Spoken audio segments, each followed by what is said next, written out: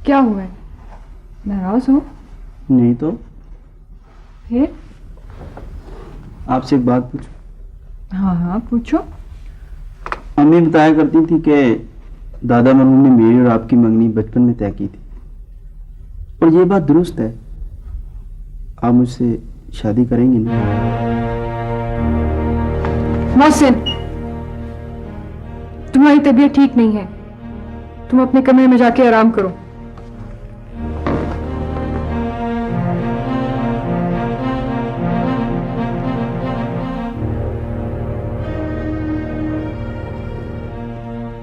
अच्छा है, बहुत अच्छा है। पहले एहसन अंकल की मजबूरियों की वजह से आपने कुर्बानी दी और ना चाहते हुए फहीम मिर्जा जैसे शख्स को कबूल कर लिया, और अब दादा जान की बचपन की हुई मंगनी का पास करते हुए एक कुर्बानी और सही। और वैसे भी कुर्बानियां देने का तो बहुत शौक है ना आपको। अगर ये मजाक है तो बहुत भोंडा मजाक है। मजाक तो तुम मुझसे कर रही हो। जब भी तुमसे मिलने आता हूं कोई ना कोई बहाना बना के टाल देती हो। फुर्सत का कोई लम्हा अगर मेरे लिए बच जाए तो बता देना। खुदा हाफिज।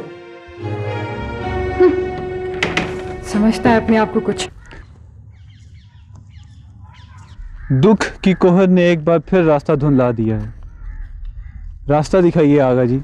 देखो दाऊदी, अल्लाह इज़्ज़ो जल ने अपनी एहसन तख्लीक की अज़ाए तरकीबी में बेपनाह सलाहियतों का समंदर भर रखा है।